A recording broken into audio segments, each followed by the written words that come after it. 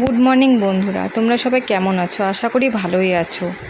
আমরা আছি মোটামুটি। আমার শরীরটা একদম ভালো নেই গো, আমার শরীরটা খুবই খারাপ। মানে কাজ করছি দেখলেই তোমরা বুঝতে পারবে শরীরে এক ফোঁটা এনার্জি নেই, এনার্জি না নিয়ে কাজ করছি। মানে আজকে তো উঠে কাজ করছি, এই দুদিন তো কাজই করতে পারিনি, এতটাই শরীরটা খারাপ হয়ে গেছে। হঠাৎ করে আমার শরীরটা প্রচণ্ড খারাপ হয়ে গেল।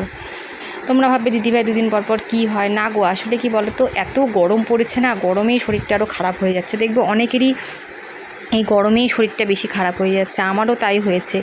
আরে পরশুদিন রাত্রিবেলা জানো তো কী অবস্থা, এমনি ঠিকই ছিল, এমনি প্রেশার ওষুধ তো দেখো রোজই খাই, কন্টিনিউ খাই, মাঝে মাঝে মাপাই, 7 দিন 10 দিন পর পর মাপাই, ঠিকই থাকে, নর্মালই ছিল, বাড়েনি এতদিন কোনো দিন। হঠাৎ করে পরশুদিন খুব শরীরটা খারাপ লাগছে, মানে কেমন হাত পাগুলো অবশ অবশ লাগছে, শরীরটা অস্থির অস্থির লাগছে। দাদাভাইকে বললাম প্রেশারটা একটু মাপাই, তো যেই কাকুকে দিয়ে আমি মাপাই, তোমরা তো দেখেছো এর আগে, ওই কাকুকে ফোন করলাম, কাকু আসলো রাত্রি 11টার সময়। কারণ কাকু একটা দোকানে কাজ করে, তো বেশি রাত্রি ছাড়া আসতে পারে না, মানে সকালে আসতে পারে, রাত্রি 11টার আগে আসতে পারে না। তো যাই হোক কাকু আসলো, এসে মেপে দেখলো উপরে 140, নিচে 90। ভাবো কতটা প্রেশার বেড়ে গেছে। এদিকে মাথা যন্ত্রণা অসহ্য, রাতে তো একটুকু ঘুমাতে পারিনি, মাথা ব্যথা, এত মাথা ব্যথা। এবার কড়া পাউডারের একটা প্রেশার ওষুধ খেয়েছি, এবার আর একটা কি খাওয়া যাবে কিনা আমি তো ঠিক জানি না, ডাক্তারকে তো জিজ্ঞাসা করিনি। এবার আন্দাজে তো দুটো প্রেশার ওষুধ আমি খেতে পারি না। এবার যাই হোক রাতে তো এক ফোঁটা ঘুম হলো না, রাতে কিছু খেলামও না, খেতেও ইচ্ছে করছিল না, না খেয়ে শুয়ে পড়েছি। সকালবেলা 6টার সময় উঠলাম, পরের দিন সকালে উঠে অসহ্য মাথা যন্ত্রণা। দাদাভাইকে বললাম কি যে তোমার দাদাভাইকে আসলে বললাম যে আমার এত মাথা ব্যথা করছে, আমি প্রেশার ওষুধটা না খেয়ে নিই, এত সকালেই খেয়ে নিই আজকে। তারপরে দাদাভাই বললো হ্যাঁ খেয়ে নাও, প্রেশারটা যেহেতু বেশি আছে। তারপরে কি করলাম জানো তো, সেই সকালে উঠে একটা বিস্কুট খেয়ে জল খেয়ে তারপর প্রেশার ওষুধটা খেয়ে নিলাম। বিশ্বাস করবে না, প্রেশার ওষুধটা খাওয়ার আধা ঘন্টা পর মাথা ব্যথাটা কমে গেল। তাহলে বুঝতেই পারছো যে প্রেশার থেকে মাথা ব্যথা করছিল। তা কালকেও সেম ঘটনা, কালকেও তাই, সারাদিন টুকটাক কাজ তাও করেছি, শরীর তো চলছেই না, মানে পারছি না, এতটাই শরীরটা খারাপ। তাও কি করব, বললাম না বাধ্য হয়ে করতেই হবে, কারণ আমার তো সংসারে কাজ করার কেউ নেই, করতেই হবে, বাধ্য হয়ে কাজকর্ম করলাম। এবার কালকে তো রাত্রে কিচ্ছু খাইনি, কালকে রাতেও কিচ্ছু খাইনি, কালকে খেতে ইচ্ছে করছিল না। তারপরে একটু দাদাভাইকে বললাম কি জল মুড়ি খাই গো, আমার ভালো লাগছে না, খেলেই বমি হয়ে যাবে। তারপরে জল মুড়ি খেয়ে শুয়ে পড়লাম। সারা রাত কালকে ঘুমাইনি, 2-3 রাত থেকে আমি একদম ঘুমোতে পারছি না, মানে এতটাই শরীর খারাপ যে ঘুম খাওয়া সব উড়ে গেছে আমার, খেতেও পারছি না, ঘুমাতেও পারছি না। তাহলে ভাবো দিনের পর দিন যদি এরকম না খেতে পারি, না ঘুমাই, রাত্রিবেলা করে খাই না, তারপরে দেখো সকালবেলা খেতে খেতেও তো এত দেরি হয়, রান্নাবাড়ি করবো, তারপরে তো টুকটাক কাজকর্ম সারবো, তারপরে তো খাবো, ঘুম থেকে উঠেই তো আর খেতে বসা যায় না। তো দেখো কয়দিন থেকে আমার এত শরীরটা খারাপ, চোখ মুখ পুরো বসে গেছে, রাতে তো ঘুমোতে পারছি না, একেতে এত গরম, তার মধ্যে 2 দিন থেকে শরীরটা ভালো না, ঘুমও আসছে না, মাথা যন্ত্রণা, এদিকে প্রেশার হাই, মানে কি বলবো, মানে 2-3 দিন থেকে আমার যা যাচ্ছে না শরীরের উপর দিয়ে, মানে কি বলবো তোমাদেরকে। তাই নিয়ে তো সব কিছুই করতে হচ্ছে, কিছু করার নেই, কি করব, না করলে সংসার তো চলবে না, খাওয়া দাওয়া এগুলো কীভাবে চলবে। আর দ্বিতীয়ত কেউ নেই, যদি কেউ থাকতো যে না আমি শরীর খারাপ শুয়ে আছি, বাদবাকি কেউ করে নিল, সেটা তো আমার উপায় নেই, আমাকেই করতে হবে। তো ওই শরীর খারাপ নিয়ে টুকটাক কাজ করছে, তার মধ্যে কীরকম গরম পড়েছে বলো, অসহ্য গরম না, মানে থাকা যাচ্ছে না এত গরমে।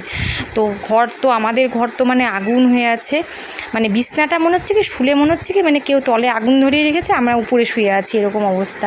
ঘুম টুম সব চলে গেছে আমার, জানো, মানে এতটাই শরীরটা খারাপ। কালকে তো কোনো শর্ট ভিডিও বানাইনি, আর কদিন থেকে ব্লগও দিতে পারছি না, গরমের জন্য না, মানে কিচ্ছু ভালো লাগে না। শরীরটা এত খারাপ হলে ভিডিও করার এনার্জি থাকে? তোমরাই বলো না, কিছু ভালো লাগে? তো আজকে যেহেতু সোমবার নিরামিষ, তো দেখো এই যে অরহরের ডাল সোমবার দিয়ে দিলাম, অরহরের ডাল করলাম আজকে। এখন রান্না তো করতেই হবে না, খাবো কি দুপুরবেলা? তো 2 দিন তো জানো কী করেছি জানো, পরশু দিনকার রাত্রিবেলা কিচ্ছু রান্না করিনি, আলু সিদ্ধ দিয়েছি, মানে ভাতটা খালি বসিয়েছি। আলু সিদ্ধ দাদাভাইকে বললাম কি তুমি ভাতটা নামো, দাদাভাই কোনোরকম ভাতটা নামিয়েছে। আলু সিদ্ধটা যে মাখবো সেটারও আমার ক্ষমতা নেই, দাঁড়িয়ে থাকতে পারছি না, মাথা ঘুরাচ্ছে, হাত পা কাঁপছে, মানে এতটাই শরীরটা খারাপ লাগছিল। তারপর দাদাভাইকে বললাম কি তুমি আলুটা একটু ভর্তার মতো করে নাও কড়াইয়ের মধ্যে, ওটা দিয়ে তোমরা খেয়ে নাও। মেয়ে আর তোমাদের দাদাভাই ওটা দিয়ে ভাত খেলো, শুকনা একদম শুকনা, জানো, খুব কষ্ট করে খেয়েছে। কালকেও তাই, দুপুরবেলা কিচ্ছু রান্না করিনি, আলু চচ্চড়ি করেছিলাম, আর একটুখানি খানখন পাতা, ওই যে খালখন পাতাই তোমরা বলো, আমরা তো তাই বলি, খালখন পাতাই ওটা বাটা করেছিলাম। তো ওটা দুপুরবেলা শরীরটা একটু ঠিক লাগছিলো, করেছিলাম। করার পর তারপরে ওটা রেখে দিয়েছিলাম অল্প একটু। রাত্রিবেলা যে ভাবছিলাম কি যে একটু আলু টালু ভেজে দেবো, ওরা খেয়ে নেবে। তো জানো কি অবস্থা, রাত্রিবেলা করবো কি, আমার তো শরীরই চলছে না। দাদাভাইকে বলে আমি আর পারবো না, তোমরা আজকে এগুলা দিয়ে খেয়ে নাও। ওরা শুকনা কী কষ্ট করে খেলো। রাতে বাসন মাজতে পারিনি জানো, সকালবেলা ঘুম থেকে উঠে এঁঠো বাসন মেজেছি আমি, যেটা আমি কোনো দিন করি না। আমি রাত্রেবেলায় বাসন মেজে রাখি, কিন্তু আমার এতটাই মানে শরীরটা খারাপ লাগছিলো যে আমি উঠে যে বাসনটা মাজবো সেটারও আমার ক্ষমতা ছিল না। মানে ঘুম আসছিল না, কিন্তু শুয়ে পড়েছি। মানে বললাম না শরীর চলছে না, কি করব বলো। আর দেখো এই যে আজকে বসিয়ে দিয়েছি আলুর দম। আজকে আলুর দমটা কিন্তু একটু অন্যভাবে করবো। আজকে আলুর দমটা কিন্তু মশলা দিব না, মানে অন্য কোনো মশলা দিব না। প্রথমে লবণ হলুদ দিয়ে যে একটু কষিয়ে নিচ্ছি, গোটা জিরেও আজকে ফোড়ন দিইনি, কারণ আজকে আলুর দমটা গোটা জিরে ফোড়ন দেওয়া যাবে না। হ্যাঁ, তো আলুর দমটা আজকে একটু অন্যরকমভাবে করলাম। তোমরা দেখতে থাকো। আলুর দমটা দারুণ টেস্ট হয়েছিল খেতে আজকে। মানে কি বলো তো, অনেক দিন থেকে আমাদের না পোস্ত খাওয়া হয় না, অনেক দিন, মানে ধর 1 বছর হবে পোস্ত খাওয়া হয় না।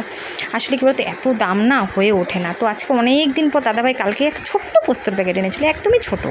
তো আমি বললাম কি একটু নিয়ে আসো না, খাই, অনেক দিন থেকে খেতে ইচ্ছে করছে। নিরামিষ তো ভালোই লাগে খেতে, তো পোস্তটা তো অনেক দিন খাওয়াও হয় না, আর মুখে রুচি নেই, বললাম না খেতে পারছি না, যদি একটু অন্যরকমভাবে খেতে পারি। তো এই দেখো পোস্ত আর লঙ্কা পেস্ট করে রেখেছিলাম, ওটা দিয়ে যে আজকে আলুর দম রান্না করছি। এটা খেতে যা টেস্ট হয়েছিল না গো, তোমাদেরকে কি বলবো, মানে দারুণ টেস্ট হয়েছিল। তো মানে নিজেই করে নিজেই বলছি আসলে, মানে কী হয় বলো তো, তাছাড়া দেখবে শরীর টরীর খারাপ থাকলে কষ্ট করে রান্না করলে না, সে রান্নাটা দেখবে ভালো হয়, এটা সত্যি কথা। আমি নিজে প্রমাণ পেলাম। তো কারণ দেখো অন্য সময় কিন্তু জুতজাত করে রান্না করি, সেদিন কিন্তু খেতে ভালো হয় না। আর যেদিন একটু শরীর টরীর খারাপ থাকে সেদিন রান্না করলে সেদিন আবার খেতে ভালো হয়। তো যাই হোক, আমার চোখ মুখ দেখলেই তোমরা বুঝতে পারবে যে আমার শরীরটা আজকে এতটাই খারাপ। তোমাদের সামনে এসে আজকে দেখো না, কথাও বলতে পারলাম না। মানে ভাবলাম যে না আজকে না পারছি না, মানে কথা বলতেও ইচ্ছে করছে না, জানো তো কী করবো বলো, শরীর চলছে না আমার। ভাতের হাঁড়িটা এতটাই গরম, দেখো উঠছিল না ভাতের হাঁড়িটা। মানে ভাত একটু আগে নামিয়েছি, তো সকালে তো তোমরা দেখলে প্রেশারে ভাত করেছিলাম, তো ভাতটা ওই জন্য পরে ভাতটা একটু দেরিতেই করলাম। আর ঢাকনাটা না গরম ছিল, ধরতে পারছিলাম না। দেখো এই যে অরহরের ডাল সব ভাত দিয়ে দিয়েছি। তো রান্নাবাড়ি কমপ্লিট, রান্নাবাড়ি করে নিয়েছি। গরমের মধ্যে কি করব, সিদ্ধ হয়ে রান্না করেছি একরকম। আর এই যে ঢ্যাঁড়স ভাজা করেছি। আর দেখো আলুর দমটা দেখতে কত সুন্দর হয়েছে, দেখেছো? দেখতে যতটা সুন্দর হয়েছে খেতেও ততটা টেস্ট হয়েছিল আলুর দমটা আজকে, সত্যি। তো বন্ধুরা, রান্নাবাড়ি শেষ হয়ে গেল। দেখলেই তোমরা কি রান্না করেছি। এত গরম আর পারা যাচ্ছে না গো, মনে হচ্ছে দম বেরিয়ে যাবে, এত গরমে। আর দেখছো চোখ মুখের অবস্থা, আমার চোখ মুখ বসে গেছে কেমন, দেখেছো? চোখের নিচে কালি কত হয়ে গেছে। মানে কি বলবো, 2-3 রাত থেকে ঘুম হচ্ছে না, এক ফোঁটা তোমাদের সব শুনলেই শরীরটা প্রচণ্ড খারাপ, জানো তো। কিন্তু কী করবো বলো, উপায় তো নেই, কে করবে? আমি যদি এখন শুয়ে থাকি, রান্নাবাড়ি না করি, খাবে কি মানুষগুলো বলো? আমাকে তো রান্না করতেই হবে, উপায় নেই। শরীরটা চলছে না, তাও উঠে স্বপ্ন উঠেছি অনেক সকালে, ঘুমই হচ্ছে না। ঘুম ভেঙে গেছে 7টার সময়, জানো। আমি 7টার সময় অন্যদিন ঘুমিয়ে থাকি, উঠি না, টাকায় আবার শুয়ে থাকি। কিন্তু এত গরম ঘরটাতে থাকা যাচ্ছে না। আমাকে তো রাতে সারা রাত ঘুম হয়নি, আধা ঘন্টা করে ঘুমাচ্ছে, আবার উঠে পড়ছে, আবার ঘুমাচ্ছে, আবার উঠে পড়ছে। শরীরটা এত খারাপ, তোমরা তো সব শুনলেই, শরীরটা প্রচণ্ড খারাপ হয়েছে। গরমে সবার শরীর খারাপ হয়ে যাচ্ছে। যে আমার ভাই বোনটাকে ফোন করেছিল, ওরও শরীরটা ভালো না, ওর আবার প্রেশার লো, ওর আবার লোয়ের ধাঁচ, ও আবার পুরো লো হয়ে যাচ্ছে, প্রচণ্ড প্রেশার লো হয়ে যাচ্ছে। ও কালকে সারা রাত ঘুমোয়নি, খায়নি রাতে। আমার পিস্তা তখন ফোন করেছিল, ও আমাকে সেম কথা বলে, ওরও শরীর প্রচণ্ড খারাপ, গ্যাস হয়ে গেছে, মাথা ঘুরাচ্ছে, সারা রাত কালকে ঘুমায়নি, আর এখন প্রচণ্ড মাথা ঘুরাচ্ছে, শুয়ে আছে। মানে ভাবো, প্রত্যেকের শরীর খারাপ। মানে কি বলবো, এত গরমে না, মানে সবার শরীর খারাপ হয়ে যাচ্ছে। তাও ওই যে সব করলাম, গরমে শরীর খারাপ নিয়ে কী করবো বলো, উপায় নেই। মেয়ে তো স্কুলে গেছে, আর মেয়েরও শরীরটা ভালো না, কি বলবো। আর ভালোই যাচ্ছে না, সময়টাই ভালো যাচ্ছে না গো। মানে কি বলবো, শরীর সবারই খারাপ হচ্ছে, জানি এই সময় শরীরটা সবারই খারাপ হয়। কি বলবো, মনে চোখে ঘুম, কিন্তু না স্কুলে ঘুম আসছে না গরমে। এত শরীরটা খারাপ হয়েছে, আমার চোখ মুখগুলো দেখেছি কেমন লাগছে না, বসে বসে। কালে কোনো শর্ট ভিডিও বানায়নি, এত শরীর খারাপ। ঘাট টাট দিয়ে এগুলো দিয়ে পুরো ব্যথা। আজকে ঘাড়ে ব্যথাটা নেই, মাথা ব্যথাটাও নেই, ওষুধ খাচ্ছি তো, পেশেন্টটা আস্তে আস্তে নামবে। কিন্তু এই 2 দিন প্রচণ্ড ঘাড়ে ব্যথা ছিল, ঘাড়ে ব্যথা, মাথা ব্যথা। এরকম জল খাচ্ছি, জল খেয়েই যাচ্ছি, তাও দর দর করে এইসব দিয়ে খালি ঘামছি। মানে বসে আছি না, ফ্যান তো ছাড়া বন্ধুরা তোমার কথা ঠিক মতো শুনতে একটু অসুবিধা হবে, হয়তো ফ্যানের আওয়াজটা পাবে, কিন্তু কী করবো বলো, ফ্যান ছাড়া 1 সেকেন্ড বসা যাচ্ছে না, ফ্যানের নিচেও ঘামছি জানো, এতটাই